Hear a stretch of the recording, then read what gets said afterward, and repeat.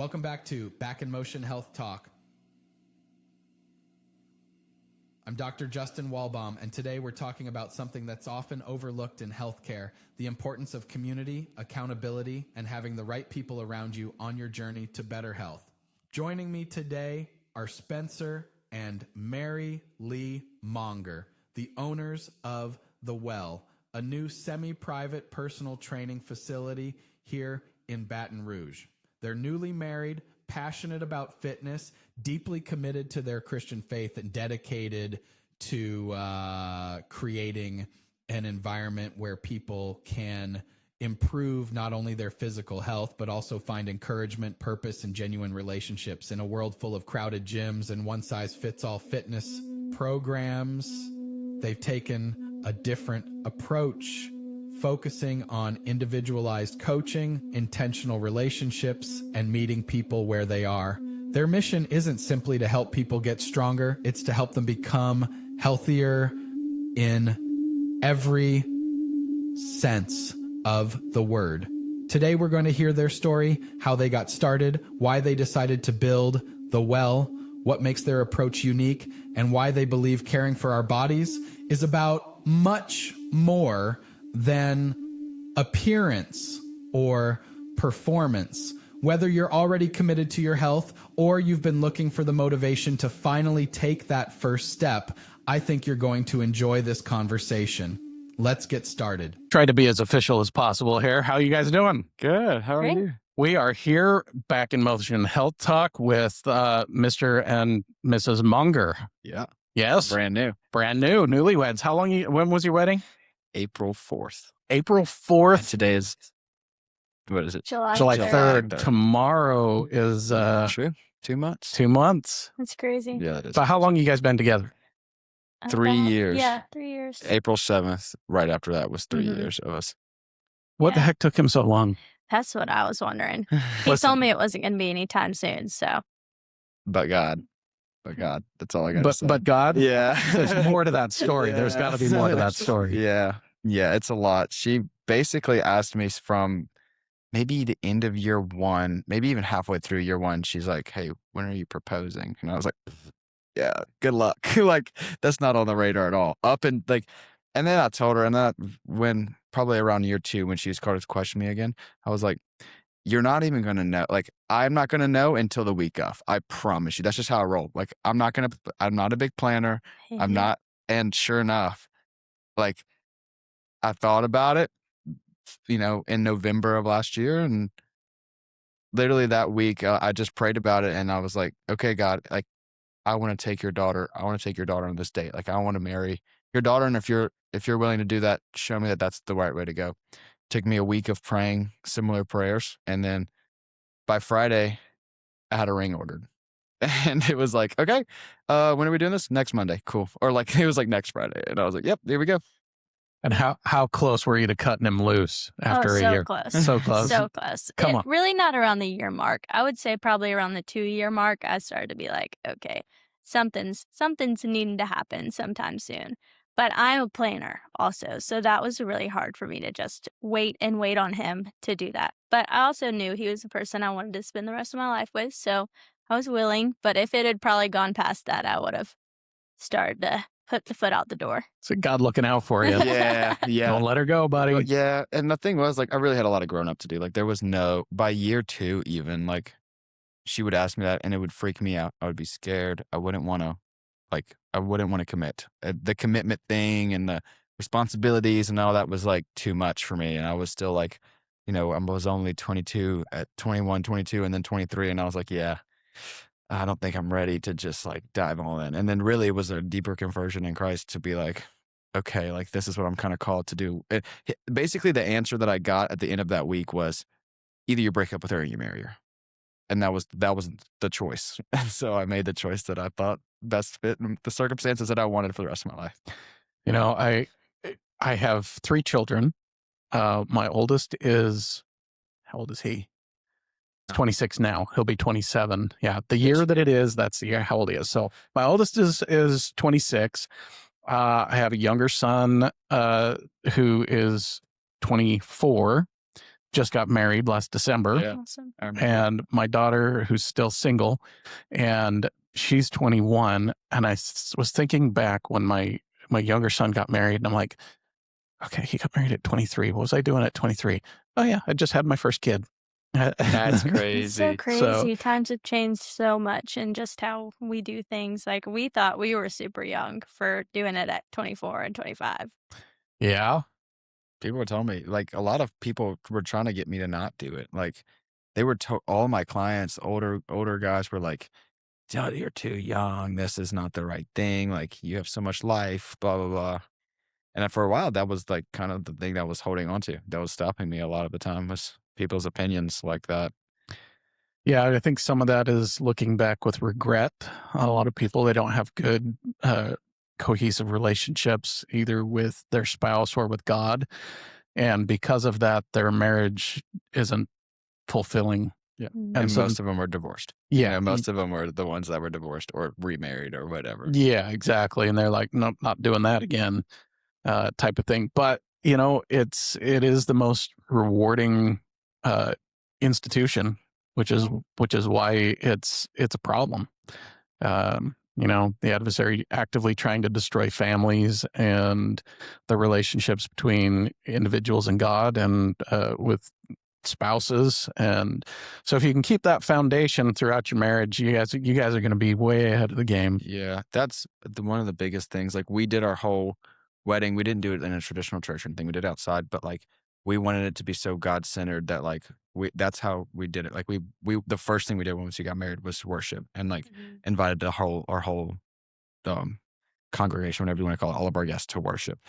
And we feel it diving into what we're doing right now, like in this business, like the enemy is super on us right now. Like, we have never, and some people say the first year of marriage is either the worst or the best. Well, like, we're getting to like the worst, but we're grateful for that, because like where we're fighting a lot and like there's just controversy trying to start a business and being married at the same time is like, if this is the worst, then that only means we can go up. So like, as long as we're sticking it through, that's great. Listen, I'll just give you a word of advice. Please. Don't try to do wallpaper together. That'll test I'm not your touching wallpaper. I know. Nobody does wallpaper anymore. That's But true. wallpapering, I don't know. There are things that I don't know. Especially with my wife and I are very similar. She's a very much organized planner. Mhm. You look at my my schedule is a little haphazard. I'm more of a kind of I'll figure it out as I do it kind of guy, and it drives her nuts. And Same. So those things, it's very beneficial to have that kind of I won't say conflict, but that what am I trying to say? It's like a tension. It's like a good tension. Well, it is a good tension, but it complements each other as well. She keeps me grounded. I keep her grounded. And, so it should work out for you guys. Congratulations. Thanks. Did you guys meet at church? Very far from that. We were not in a great place in our relationship with Christ when we met. Neither of us. Yes, we actually met at Spanish Town Parade. I didn't have a shirt on and pink parachute pants and a bow tie. Yeah. I'm just throwing myself. Okay. Myself No, wait a minute. You're wearing you're attired like that. Mhm. How is it that she's the one that you met instead of Bruce? Yeah. Well, Bruce tried a lot. Oh, okay. Yeah. Grant, Bruce, all of us, Steve. Yeah. It was pretty brutal. It was like, I'm only like a new believer. Like, I only found Christ almost a year and a half ago, like not long ago. And it was a very radical transformation. But then I was doing whatever I wanted with whoever I wanted, whenever I wanted, like, did not care. I was actually there for her friend's friend. Like, we were hanging out, and like some random girl, once again, like I met her the night before at the bar, then they invited me to this parade. And then I saw her with them, and I was like, oh, I want that one. Like, that's literally the thought process. And like, that's how nasty I was. And she was like, I hate you. Get away from me. Naturally. I was not amused by that. Repelled. Very much. Very so. repelled. Well, so how did this end up evolving then? Well, I guess he was kind of like a puppy dog that like just keeps showing up at your door. I was really close with 3 of my best friends at the time, and we would go different places, and then he would just show up to where we were. He would just continue to do that. And so it was like every time I would turn around, he was just right there begging and asking for more. And I was like, this guy's really weird. I'm not about this. But then I think the tenacity was so amusing to me that I just eventually got intrigued by the tenacity, and so I started being like, maybe there's something there. And I will admit, after we met, I followed him on Instagram. There was something that was there, for sure. But I could not let that on at all, because if he had known, he would have done his whole ego thing, and then it would have been a whole different thing. But eventually, he finally got me to go. I don't know when that happened, that we finally hung out alone together. It was probably like 3 months into you showing up at all the different things that I was at with my friends. Yeah, it was brutal. It was so brutal. But I knew. So I was like kissing up on her friend when the first time we met. Like it was like that girl did not like that I was clearly trying to hit on her. So she would like grab me and start kissing me or like holding my hand. And I didn't even know this chick. I didn't know her at all. So it was just like really bad. But when I left, she followed me on Instagram. And that's when I knew. I was like, okay, I'm in. I got this in the bag. And that she really humbled me though. But I kept showing up, and like literally it was just me, her, and 2 of her friends for 3 months. And then like we would go on a hike, and it was us 4. And like I would slow down with her and like try to get that little, 5 minutes part of the walk in. And like that thing slowly happened. And then Kevin Gates, the Louisiana rapper. No, I'm old. He's a Muslim rapper, actually. I think he's Muslim, right? Something like that. Something. Yeah. But he was a rapper that I loved, and we listened to him that summer, and that's kind of the music I was listening to. And so our first date was his concert where girls twerking up on the stage. Oh, it was brutal. Not where we are now is like, thank God. Because Wow. we came from that. Well, God does have a plan, obviously. And Very much. brought you a long way, which leads us into kind of this endeavor. The whole reason you're here doing this podcast is we're talking about what your mission is and this new venture. For a couple as young as you are, you have grand ideas on how to help people. So give us a little bit of background. You want to go? You want me to go? I can go first. Sure, yeah.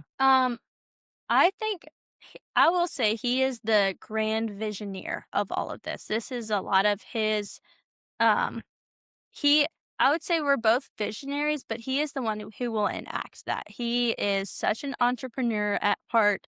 I am more like, I love to dream, but I don't act on my dreams very often, which I guess is why I'm a school teacher at this point. But he has definitely done all of the work, but it has been really fun for us to dream this together and then him make this into a reality. And now I'm loving it, loving living into this together. But you tell a little bit more because you are the visionary. Well, I like that intro to what we're about to say, like what it is. So basically for the people that don't know, what we're doing is we just opened 2-3 weeks ago a semi-private, private personal training gym, small studio that's faith-based. It's one of the first semi-private training studios faith-based in Baton Rouge. And our goal, my vision from this, I've been personal training for 3 years, and kind of like when I got saved, it was like, okay, fitness is this idol, fitness is this vanity, and you go in this gym to lust, and you go in this gym to look at whatever you are, you're looking at yourself, looking at girls, looking at whatever.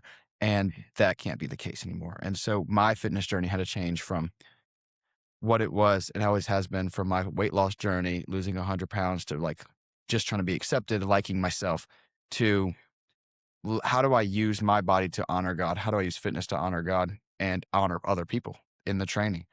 And so where I kind of found a niche per se, but where God kind of led me was like, if you're going to build a gym, which was always my dream once I became a trainer, like I think that's every trainer's dream. Like let's open a studio, let's open a gym. But I knew it once I got saved. I knew if I was still going to do that, one, I had to get clarification from God that like that's still what he wanted me to do because I was going to follow him regardless. Two, I needed to know that that is not going to be my idol. That's not going to be like the thing that I own. And so this faith-based gym means that we love Jesus, we serve God, we serve in a community, we want to serve the community and love everybody that walks in my door, whether it be like, it's not a faith-based, does not mean it's a Christian only gym. It's not meaning that like, I'm not looking for non-denominationals, Baptist, Buddhist. Like, I don't care. I care for everybody, like atheist. I don't care. So that's kind of the faith-based is that I want people to walk in and feel the love of God. That's what faith-based means to us. And the facets that come into the gym are not just fitness. It's a community of people that care for each other, that serve in the community. My new motto that I came up with in my devotional that I've now stickered is, I don't want to be known how we sell, I want to be known how we serve. And that's kind of the basis of what we do at The Well. And that's the name of your place is The Well. The Well, yep. How'd you come up with the name? So it was a lot of prayer. Every night before we got married, I was still living at my parents' house. So every night I would sit out in the balcony and read a book and my Bible. And when we were kind of figuring this out, I took one night, I read, and then I called her. My brother was out there with me. And I was like, okay, guys, like if we're going to do this, I need a name. We got to make an LLC. Like we got to figure this out.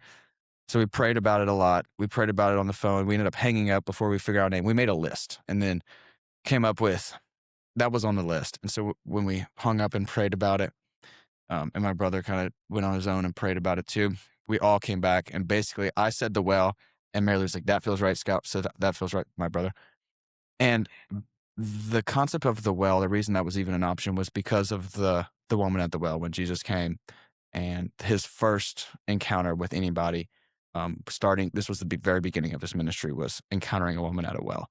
And this woman was rejected. This woman was not lovable. She was not married. She was with a bunch of dudes and kind of in secret hiding, feeling shame and also feeling like she couldn't be accepted.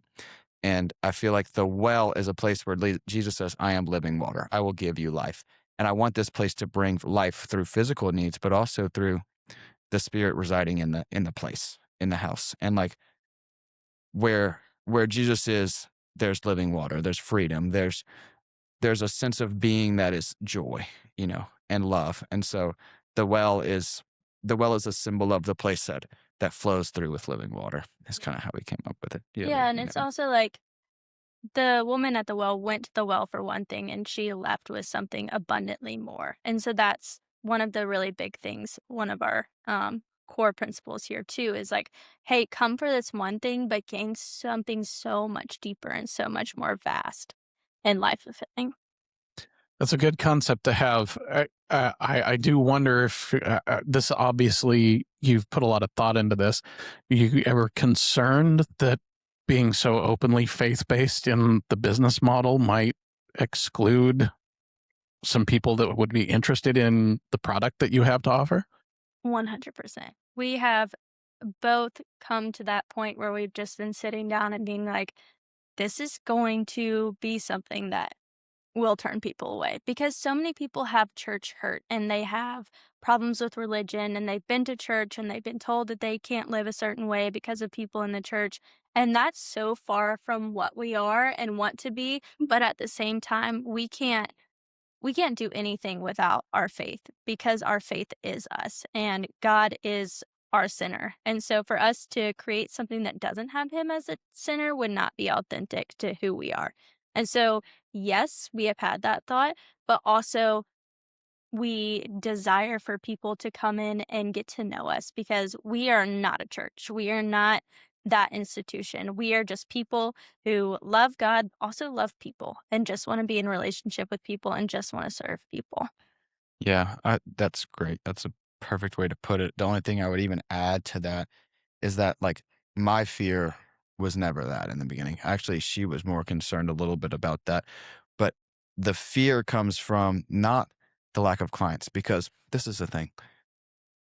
The God that we serve will provide clients. Like, I'm not worried about people turning away. I'm worried about people feeling like we're the church and feeling like we're the people that hurt them, when I really want to emphasize that exact thing that she said is like, institutions hurt. I trained this guy who's very openly atheist, doesn't care about any of that stuff. And he came in one day and we had posted the faith-based thing, and he was like, it kind of like, he's like, I didn't know what to wear. I didn't know if I could wear like a muscle shirt. Like I didn't know if I should even come today. And I was like, that's a great point. Like I didn't think about it being that way, the way that y'all are describing it. And like, that's a lot of what brought us to the realization of like, oh, okay. So how do we make it clear that I'm not that church that hurt you? Like I'm not the person that judged you for wearing too short of a skirt. I'm not the person that told you to wear sleeves, and I'm not the person that told you how to be baptized or married or blah, blah, blah, blah, blah, blah. Like, I just want to be your trainer in a gym, and I want our relationship to be loving and not like, I'm not going to gossip with you. You know, like I'm not going to like participate in those things, but I'm also not going to like judge you for being you. I'm not going to tell you that you can't do this, this, and that because of what I believe. I care about you. I could care less about what you do. You know what I mean? So if that turns people off, then that doesn't hurt my feelings. Well, I think a lot of people would be very interested in, regardless of whether they share the same belief, the atmosphere that provides versus something like Planet Fitness, without disparaging Planet Fitness. But a lot of those places end up being like meat markets, influencers working out and people just trying to avert their eyes from everything and everybody and avoid people. And some people go to look good, and other people are going, they just want a cheap place to work out, which, a semi-personal trainer may not be the most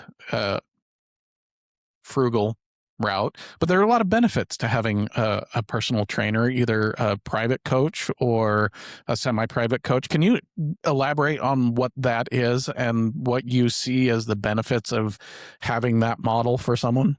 Yeah. So I've done the personal training since I've started. One-on-one was my thing. I was doing full-time personal training for 2 years. Been doing it for 3 years, but really full-time for 2. And it's amazing. Like the benefits I see are just incredible. People showing up for that couldn't show up by themselves at the Planet Fitness or whatever you want to call it, that big gym. People getting real results. People loving the accountability aspect, but also the relational aspect. Like all of that was so beneficial mentally and physically for people. I've never seen such big transformations in people that have a guy that started, couldn't even go to the gym. We had to go upstairs where I was working in basically like a closet and do body weight workouts because he was too ashamed. He had never worked out. He was in his 40s. And to see him now doing like back squats with almost 225 pounds and just like killing it, and the weight not really being a problem anymore, things like that. And like he kind of has it figured out. And to see the confident transformation, the confidence transform in his body is insane. But with the semi-private, it's a little bit different. And the reason that I wanted to switch over once I got to my own place to semi-private was like you said, it's the least frugal thing that you can do. And it's the least hottest commodity. Like it's the first thing to go when prices go up is training. And viewed as a luxury. It's a luxury. Yeah. It 100% is a luxury. Like I couldn't afford personal training personally, kids my age don't. Like I've never trained anybody 24. And so like, or anywhere in their 20s. And so it's a luxury for sure. And I think that where I was at before and the prices that I was warranted to charge in our community, it was only for the really like the wealthy and the ultra wealthy. And I didn't like that so much because I knew a lot of people at our church. I knew a lot of people in my community that needed this so bad and literally couldn't get it. And not a quality one, it's especially not quality. What is the gap that you see as a personal trainer that people that create a lack of confidence or a lack of knowledge for people to get the benefits out of whatever training, whether it's aerobic or resistance training?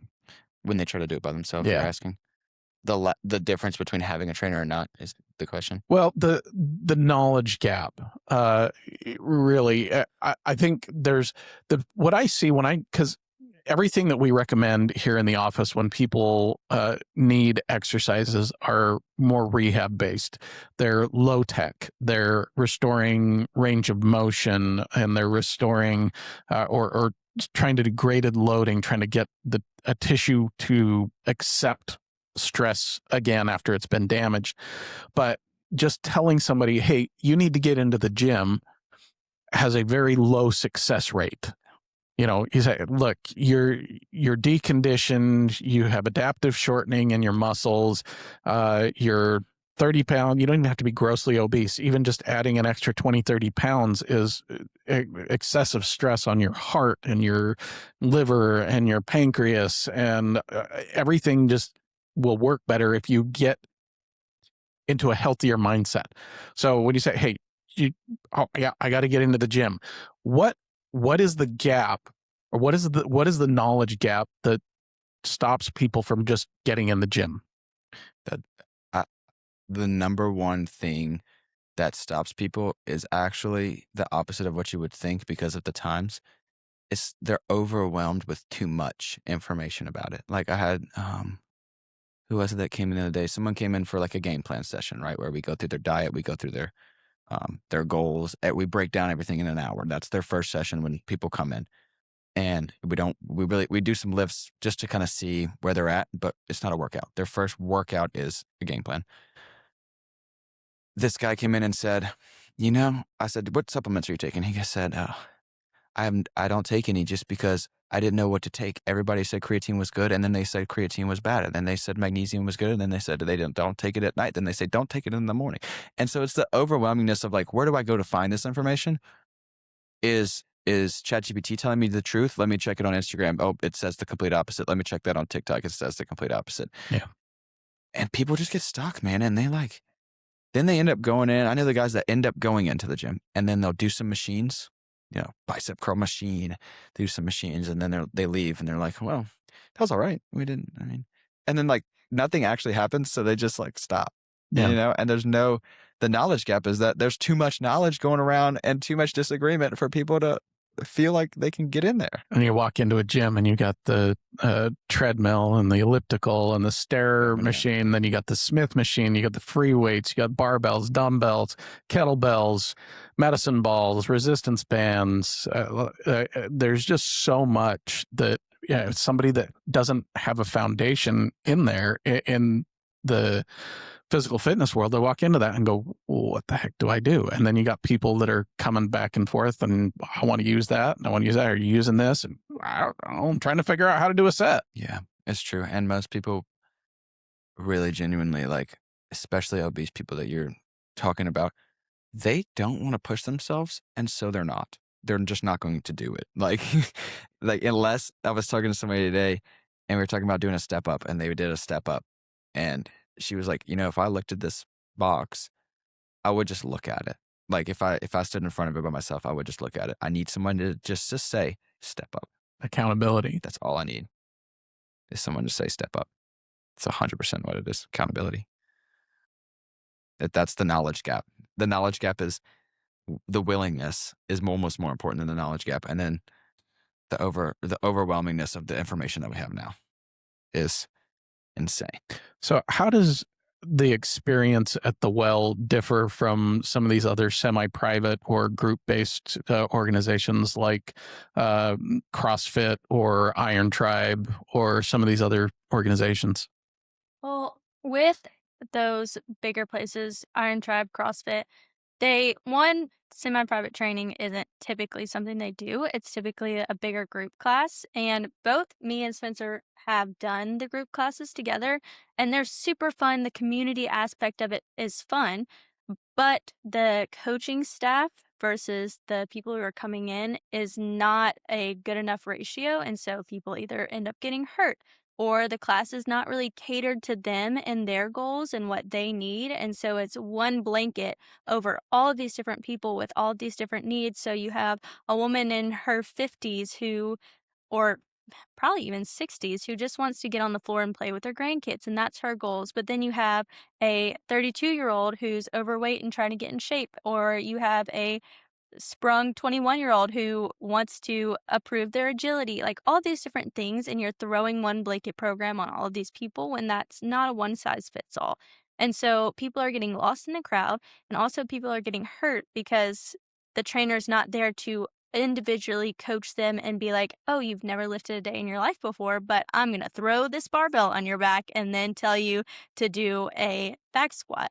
And so it's the lack of training, the lack of one-on-one attention, and also this one size fits all program that's not really going to work.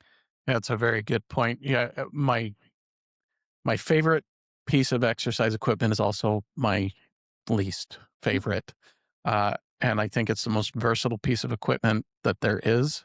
But so many people hurt themselves with it, and that is kettlebells. Yeah, you have to learn kettlebells. Like for trainers, there's I'm sure you know, there's kettlebell courses. Like you got to get certified to do like kettlebell classes and things like that because of those things are dangerous. Like, And aside from just dropping it on your foot or outside of dropping being it on your head, pounds, yeah. but there's a lot of stability exercises that you can do with those that are fantastic. But if you're using too much weight or not enough control, boy, you can tear some labrums apart. You can, you can really hurt yourself with it. No doubt. So I'm a huge advocate of personal training. But just like the kettlebells, I do have somewhat of a love-hate relationship because there's some of them that are meatheads. Just bench more. Stop being a wuss. Yep. Put more weight, which isn't necessarily a good thing. Yeah. I say that knowing I'm not going to offend you because we've known each other for a while. But what is the philosophy in gains? Like how do you coach people in terms of what they should deem a successful workout? Is it more plates? Is it better physique, better looking? Like what is the measure that you personally use to say this is a successful workout or a successful workout program? That's a beautiful question. Were you going to say something? Well, I was just going to say like that.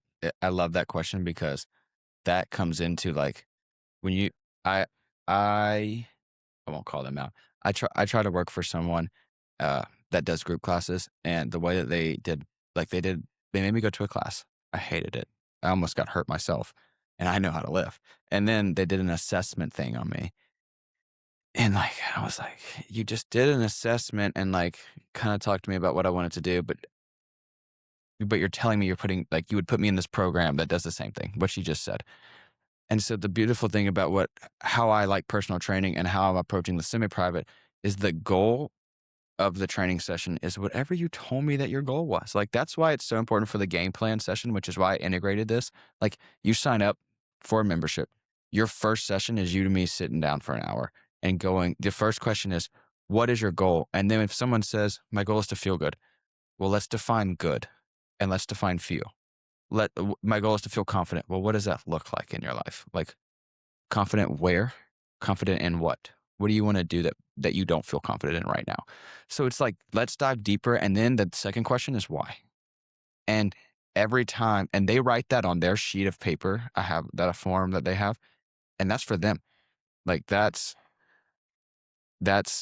take that home, and that's just what happens. Like they take it home, they sign it, and basically they sign at the very end, and it says like, I'm holding myself accountable. This is for me. And so when you come in, and I know this about you, then the goal is that you leave feeling one step closer to that goal. Like the goal is not a plate. The goal is not a look. Definitely not a look. And it's not necessarily feeling stronger today. It's about preparing yourself to feel stronger in a week from now, preparing yourself to pick up your grandkids next weekend. It's like the preparation is the goal. Does that make sense? Yeah, it makes a lot of sense. I've always tried to have a relationship with a personal trainer that understands health goals that are beyond just lift more weight. Because they can change too in an instant. Like you get injured. I've had patients of mine that are just active, lifting, hiking, half marathon, marathons, and then just in a moment, they herniated disc or get into a car accident or break an ankle or something, and it changes their ability to do things. So the health goals have to be somewhat mobile, and you have to have somebody that understands how to shift an exercise plan to accomplish those things. So that is absolutely it's been wonderful kind of seeing your philosophy and how you work with people, and I have some patients that utilize you, and the feedback is always fantastic. So glad. I'm so glad. I love them. And it's just relationships, like it's truly people that love me. I'm like, hey, I'm not that good of a trainer. I just really love you. Like, I just love you. And I genuinely want the best. Don't say that. I don't feel like I'm that good of a trainer. Let me be made clear.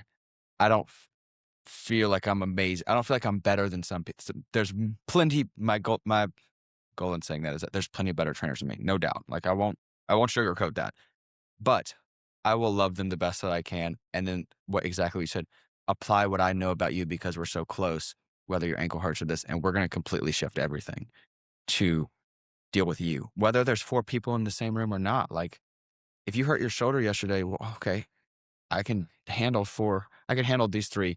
Today we're going to focus on your shoulder, and maybe we'll focus on Linda's back, and I can do that at the same time because I know you so well. So how many people in a session? So do these start at specific times, or is it just people come in and you kind of go from one person to the next, or how does this semi-private training work? It's kind of built in right now the way that we're doing it, just because it's still kind of new to me as well. We're getting like it's almost like a group class setup where you schedule a class. So I have like a 5:30 a.m. slot, a 6:30 a.m. slot, 3:30, 4:30, and 5:30 p.m. And so you schedule your thing. I think you can schedule them out pretty far on my system on the customer side. Like you can pretty much book your time, especially with the founding rate.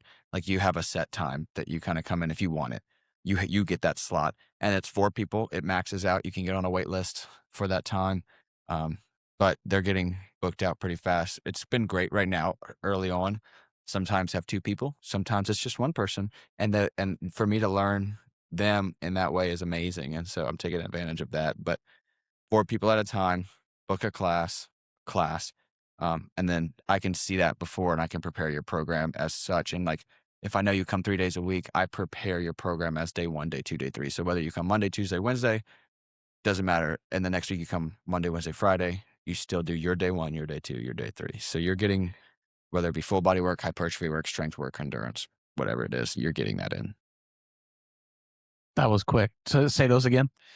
So you start with the body mapping phase is how we program if we want to get into this. So body mapping is basically, I'm feeling you out, feeling your body, 2 weeks of this when you start, no matter where everybody else is.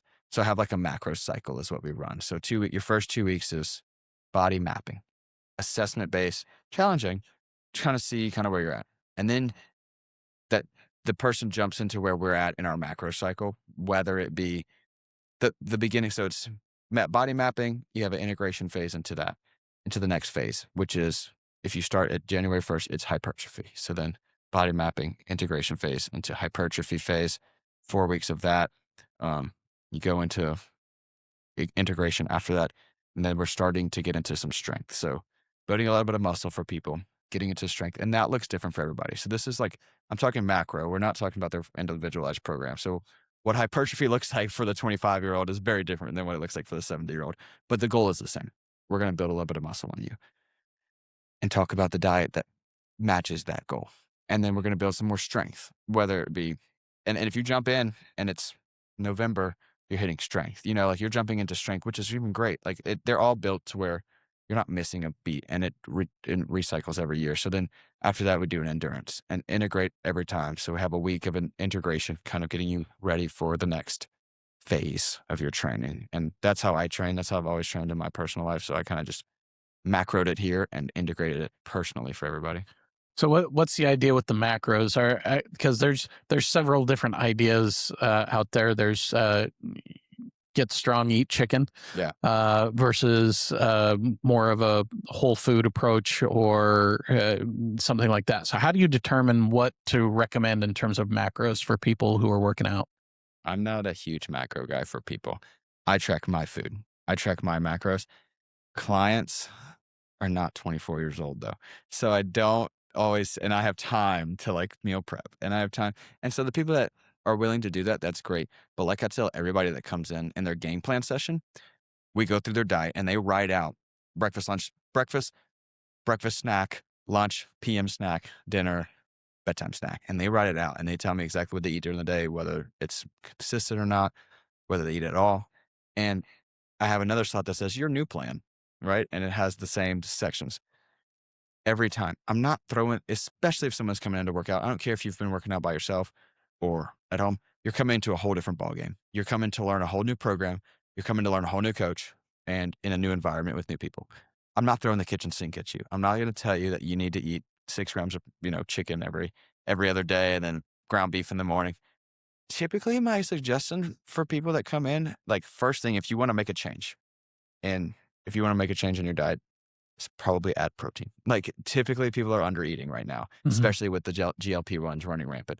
So most times it ends up being either add a protein shake. If you're coming in the morning, I'm going to add a protein shake before or after you work out, or a whole food. If they can eat a real food, if they have time to go home and, if they have a little bit more freedom, they can eat an egg or two or some sausage or some type of protein, real food would be better. Whole food after a workout.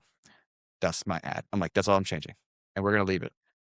And probably should change for people who my goal is just to be able to walk around the golf course versus I'm preparing for a physical fitness event or something like that. Yeah, if I'm training a bodybuilder, I'm going with their macros. Like if I'm training a kid even and he wants to get swole or he wants to put on weight, well, I'm going to tell him to do macros, and that looks different for everybody. I like 1 gram of protein per pound of body weight, so I personally try to get 200 pounds ish.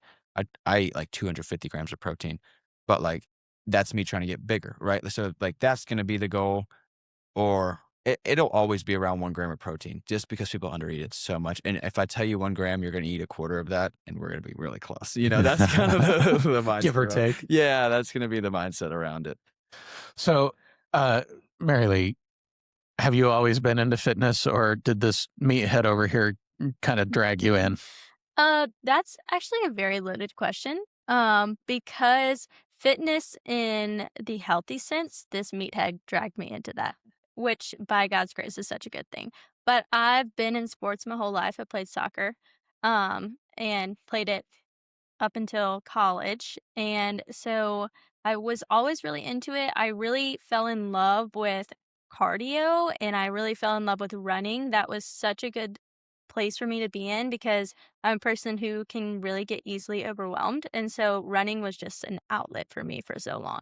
But then I would say around junior year of college, I started to see fitness a little bit differently.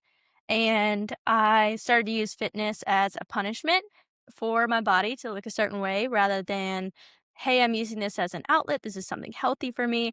It became this avenue for making my body look a certain way. And that quickly spiraled into eating disorder behaviors and very disordered thinking around fitness and exercise. And I would say that continued from my junior year of college until like maybe I would say past when I graduated. I would say that it probably didn't change up until the last year and a half. So that was really a struggle doing that and working through that. And then he came in and he really helped me just reframe my thought around exercise because I was running every day without eating, just like punishing, punishing, punishing. But I would phrase it as I just love fitness. I just love to work out, all this stuff. Um, so when he came into the picture, he started being like, you need to eat more, you need to add more protein. I was like, you're crazy. I look great right now. And so he would continue to kind of drive that in me, but not in a harsh way. He would just be like, hey, I think we need to maybe cut back on the running, maybe cut back on whatever. And so him coming in and reteaching me how to fall in love with fitness in a healthy way and really him just as was just kind of a what's the word I'm looking for? Was just kind of like a puzzle piece. Um but it was 100% the Lord who changed all of that for me and just made it so that I could integrate that better into my life. So love-hate relationship now in a great place by the grace of God. Fitness is a very interesting, it's an interesting mindset because there's such a huge spectrum from, you know, you guys are way too young to remember Arnold Schwarzenegger in his prime. I'm sure you've seen pictures, but what's that? I've studied plenty of Well, he's an amazing physique, but you know, it was very taboo to talk about steroids back then. And if you wanted to look like that, you had to be using anabolic steroids. And so there's that mindset. And then there's people like, what's his name? Is it Cam Hanes? Is that? Or David Goggins? These guys that just do ridiculous, like ultra marathons, and you know they're eating punishment 10, 12,000 calories a day and running 100 miles. You know, that's crazy demands on the body. And then there's, you know, fitness competitions, and then CrossFit competitions, and then there's people that want to do martial arts, and there's people that just want to be in the gym, be an influencer, just look good. And then I think that the smallest population are the people that just, well, the smallest group that gets recognition or attention is the group that for the doing exercise and training for the right reasons, which is to combat chronic disease and to feel good and to have better confidence, less depression, all of the things that we should be working out for that are not sexy. They're not sexy. They're not. And they're the things that are the most important. You know, thank goodness I won't throw them under the bus, but I've had very, very in-depth conversations with somebody that's very close to me who has they struggle with depression, and they've gone from one antidepressant to another antidepressant to another one, suicidal thoughts here, this one doesn't work, this one makes me angry, this one messes my appetite, I lost 30 pounds, don't have 30 pounds to lose. And guess what? The number one thing that works, get in the gym, lift something heavy, just do it. And I don't know, I mean, there are some physiological, like you can point toward dopamine release and hormone balance and all of the things, endocrinology and neurology that work when you work out. But how about just first thing in the morning? You wake up early. First of all, that's hard to do. Get into a gym where there's heavy things that you have to move and you have to do something difficult. Yeah. That's just not something that happens in our society anymore. And it's the hardest thing you do in the morning is wake up and unlock your phone. Man, yeah, we so love the easy way. I mean, it's just, and I will not shame the GLP-1 because often the GLP-1, like I feel like so many people are like in the fitness world, like that's taking the easy way. But the GLP-1, as we've seen, gets people in the door. Like it's that first step that has them be like, oh, I can do this. They see that little bit of weight gone and it's like, it's transformative. I love the GLP-1 for that reason. But so many things in our culture were like, this is too hard and so I don't want to do it. And all hard things are what leads to success, what leads to benefit, what leads to goodness in our life. There's not a hard thing in our life that is easy. All of the hard things in our life are what's going to make us better and bring us into more fruitfulness and more fruition. Yeah, I agree with you on the GLP-1s. There's some fantastic benefits to them. I like them better than, well, you guys are, again, I'm dating myself. There was a over-the-counter medication when I was a kid called Dexatrim, and it was basically just a caffeine pill.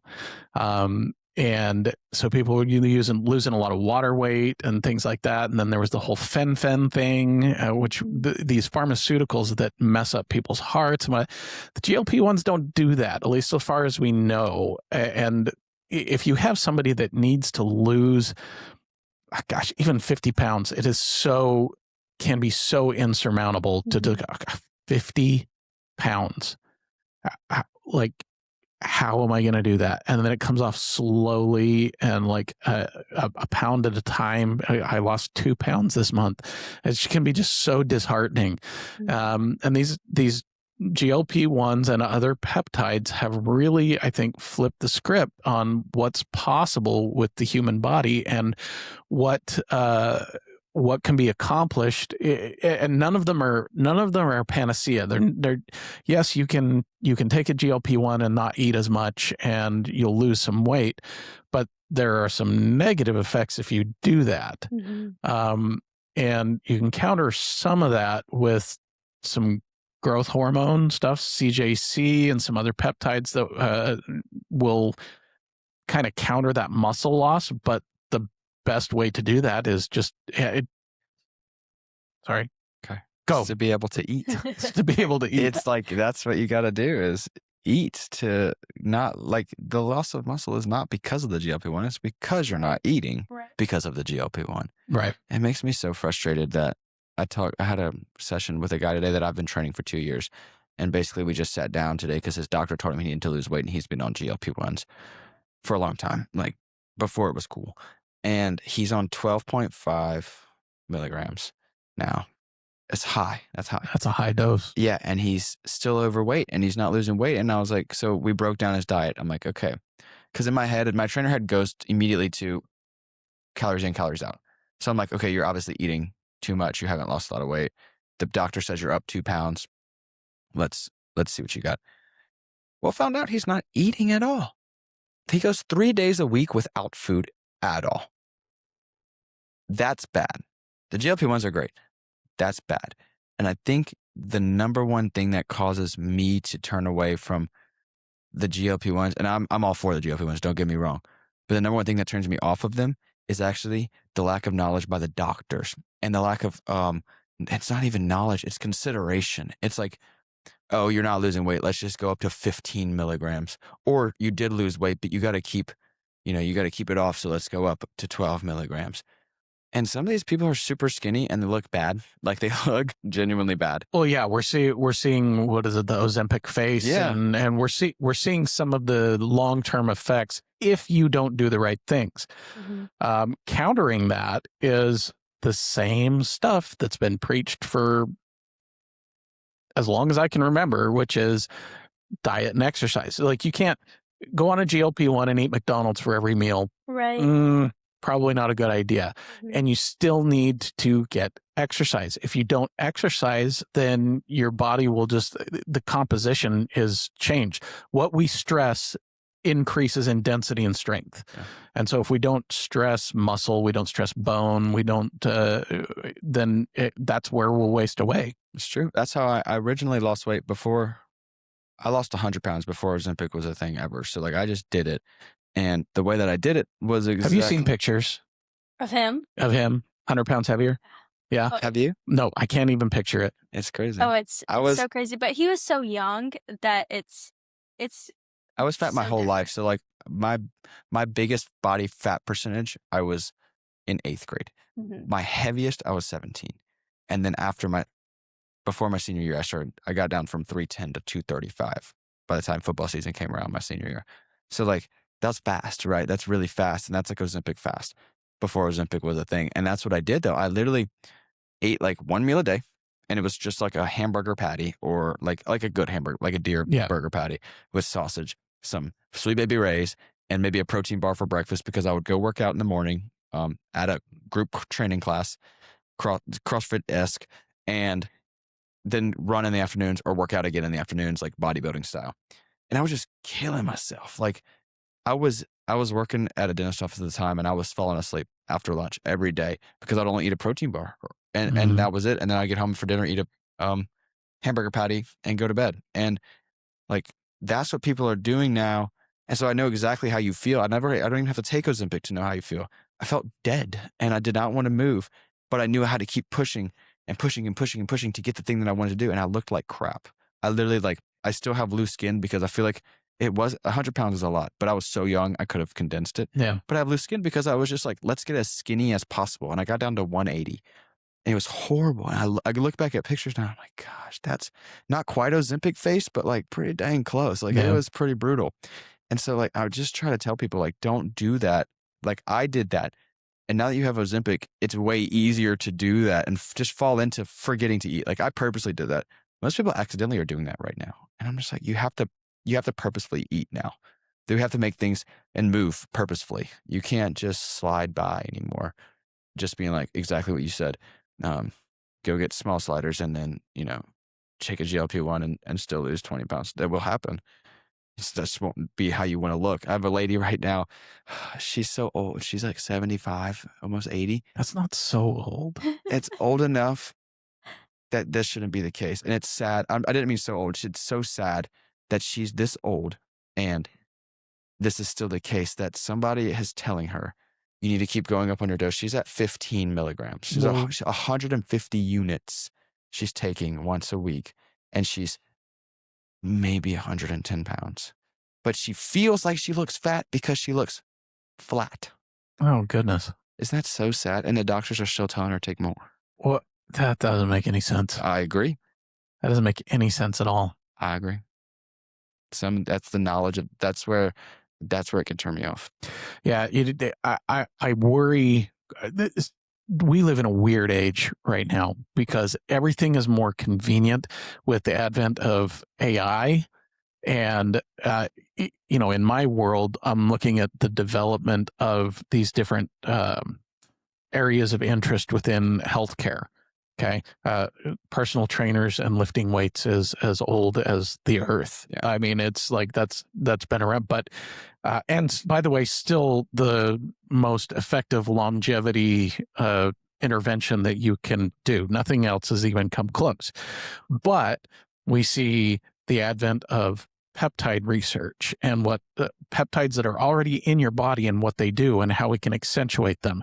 Recovery and longevity medicine with things like glutathione infusions and NAD and some of these other non-intervention therapeutics. These are longevity therapeutics to be healthier, and then recovery and performance research. We never were concerned with recovery and performance. It was just suck it up and do, right? And performance, it was whoever whose body didn't fall apart the fastest, right? Whoever didn't throw up the first. Right. Really. Well, I was my high school coach. Well, how philosophies have changed. If you didn't throw up at track practice, you didn't run hard enough, right? But things like hyperbaric medicine and off-label use of hyperbaric oxygen therapy and all of these peptides can really, really enhance how we live if we use them right. You can't just, nothing is going to be a synthetic injection or treatment that's going to make you from unhealthy to healthy or deconditioned to conditioned. And I've thought a lot about seeing with AI, you can use AI and become dumb. Yeah. Really dumb, right? Where you just asking questions and expect the computer to spit out an answer to you. Or it can enhance your ability to be more effective and learn and consume information quicker.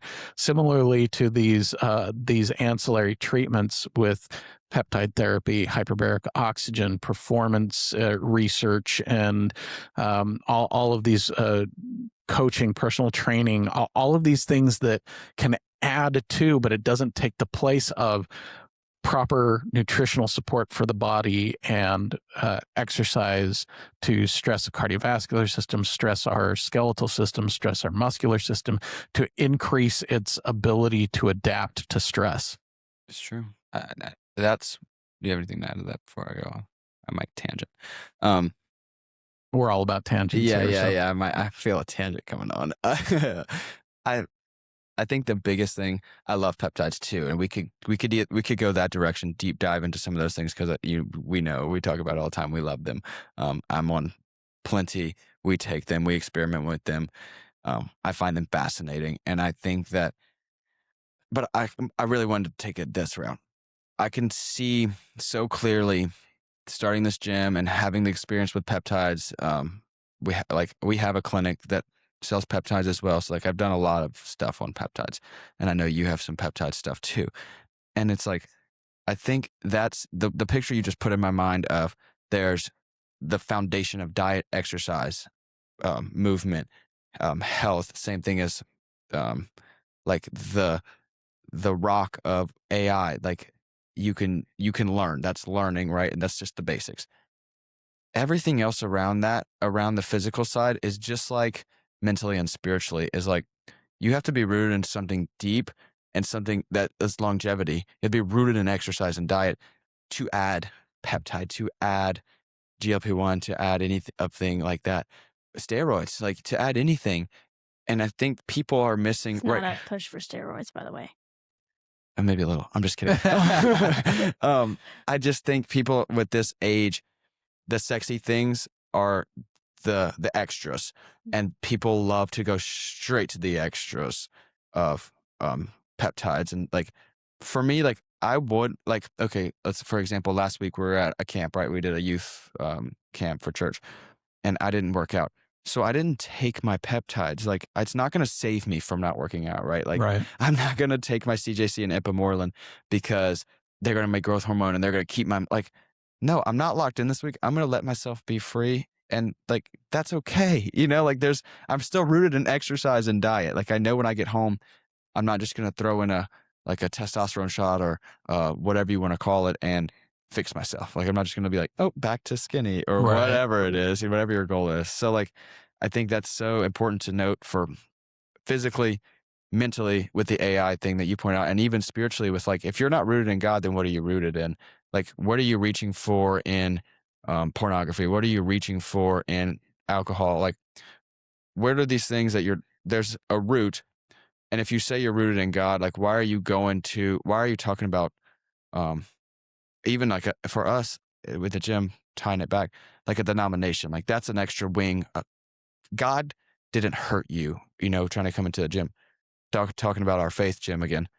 Like people hurt you, and people represent God very badly because we are all sinners. And so like that is to root yourself into exercise and diet is also to root yourself in God for us. That means the same thing. It means to root yourself back to the source, back to the thing that actually gives you life. I tell people in their health journey, and this applies to spirituality as well, I think, but everybody is where they're at now. That's where you start your journey. 100%.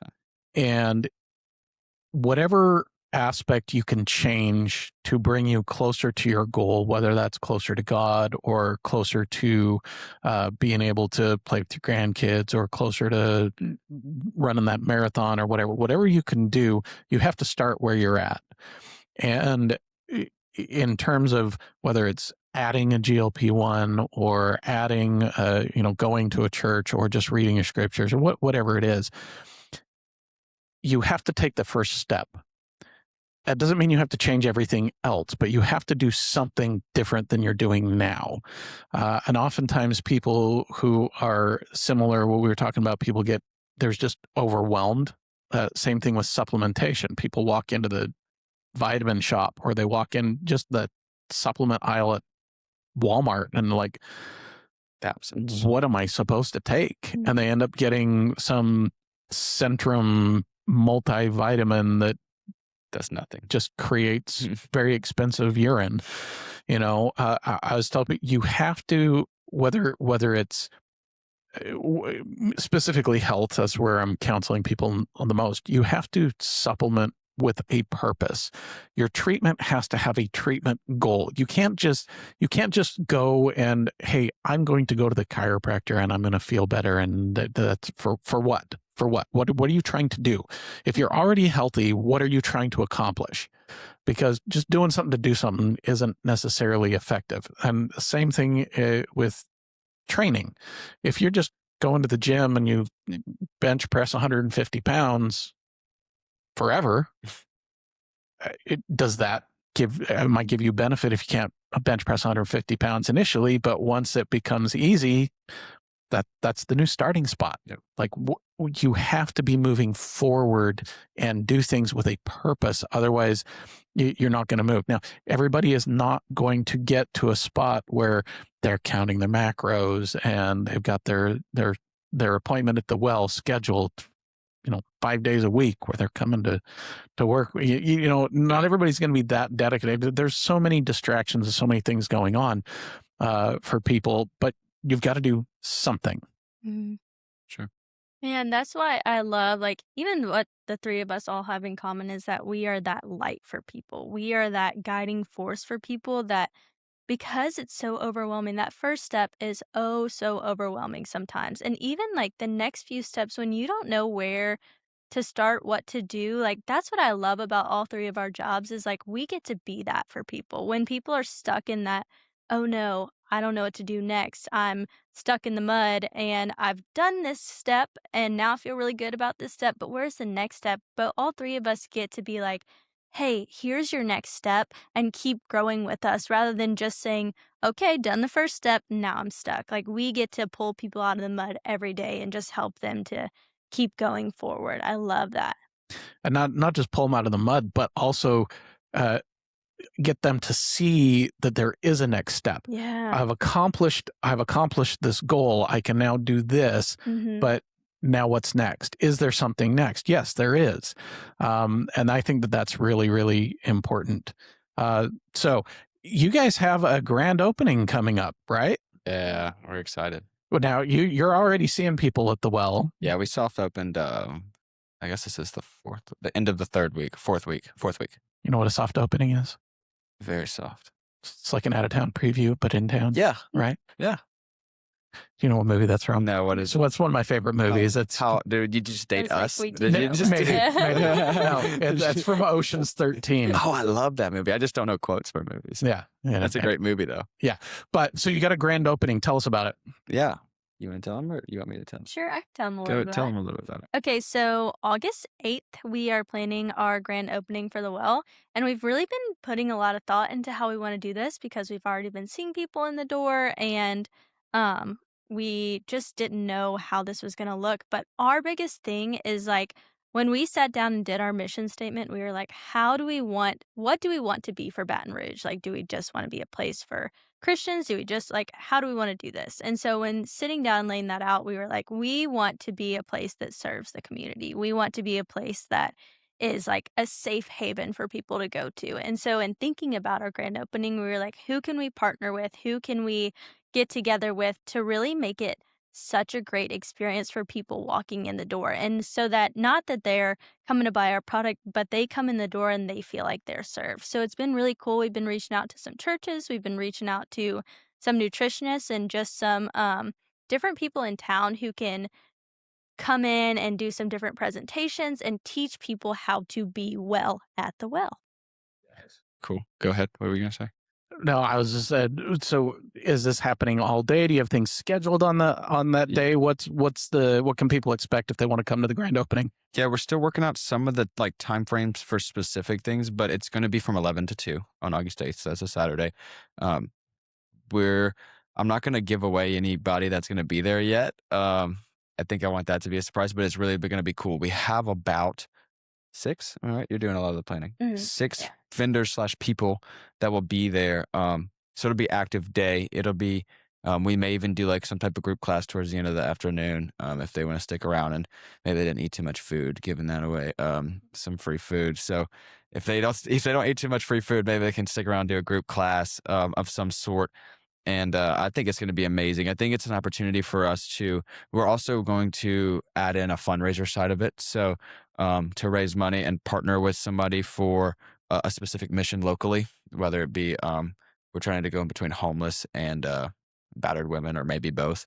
And so something like that is something that we both have experience with. We have, we love, and we love our community enough to be concerned about it and serve there alongside the people that are really mission oriented in that sector. So I think that's going to be an amazing mission. I think it's going to be an amazing turnout with the vendors that we have and the people that are bringing on. a lot of value. You sure you don't want to announce who's going to be I there? don't. That's definitely not. Oh, I'm just building it. They're not going to know. No. Oh, they're not going to know. We'll eventually just keep our eye on our Instagram, thewell.btr. They'll be able to spot them soon enough. We'll be trickling out some of the announcements for who's going to be there. So keep an eye on social media. Yep. Thewell.btr. That's right. And you got a Facebook page? Yep, The Well. The Well? Yeah, you can look up The Well. And tell people how they can get in contact with you or where you're located at. Yeah, absolutely. We're located at the Super One on Perkins and Segan. So right in between, there's a Squires Tuxedos, there's a Chinese shop. We don't have our sign up yet, so I have to be very specific. And then there's a Swing Easy. So we're in between the Chinese. I think it's literally called Chinese shop or Chinese store. Maybe China One. Yeah, something like that. And then Swing Easy, virtual golf. Which are both great neighbors too. They're great people, and so that's where we are, right where the old Winn-Dixie was on Segan, and Perkins, right there, right behind the Starbucks. And you can find us on the social media. So we have The Well Facebook, we have thewell.btr Instagram, and you can email us at trainer@thewellstudios.net, and I'll give you my number. My number or the business number, either one. I've had people reach out to both, and get them hooked up. But basically, we're giving free consults out to everybody. So if you want a free consultation, come in. We talk about their goals, talk about why they want to train, what they want to train for, and if what it sounds like to me that they need group training or they need one-on-one training or they need something that's not, I can't provide them. I have many references for many amazing trainers, PTs, chiros, everything that they need to get them in the right direction. Fantastic. Yeah. Well, you guys have been a wonderful, wonderful relationship to have. I can tell you that, Spencer, you're one of the best trainers that I've ever seen. I appreciate it. And treated everybody I've sent over to you as family, and it's fantastic. This is going to be a great venture. Congratulations to both of you, and I look forward to working with you in the future. Thank you so much for having us. All right. This was awesome. Thanks, guys. Love you, bro. Bye, everybody.